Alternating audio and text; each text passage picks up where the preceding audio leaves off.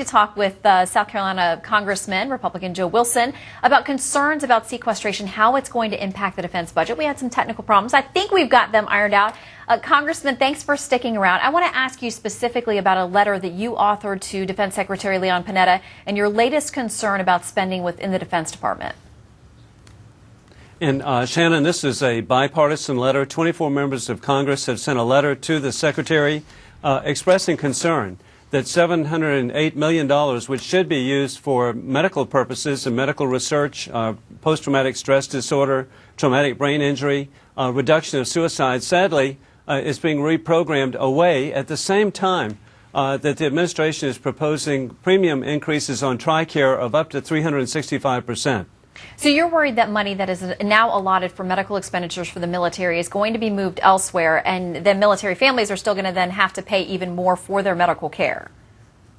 That's exactly right, and it's really bizarre, but I'm very appreciative. It's been bipartisan, people expressing concern. Last year, there was a move to remove $500 million from military medical health and put it into biofuels, and this resulted in the scandal of where fuel was purchased at $26 a gallon, which should have been purchased for $4 a gallon.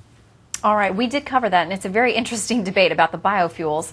But I want to ask you about the bigger picture about sequestration. With that coming, we know under the current budget already the Defense is going to have to, or the Defense Department is going to have to cut $487 billion in spending this year, and now another $500 billion that will roll out over the next 10 years.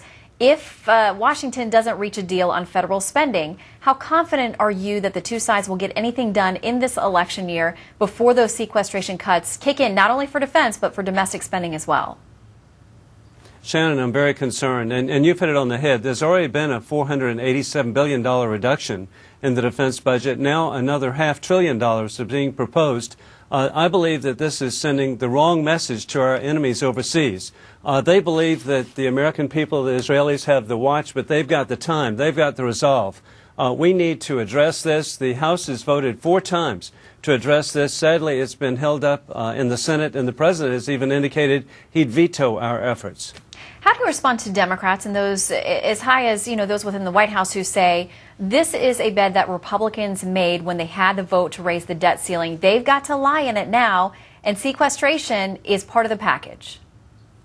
Well, actually, I'm very appreciative. Secretary Panetta has indicated that this is a disaster to our military. It needs to be addressed. It's really bizarre. There was a view that this would be Armageddon, that it would be addressed because it was Armageddon. I didn't vote for it because I don't believe that legislation should have such a consequence to the American people, to the security of military families.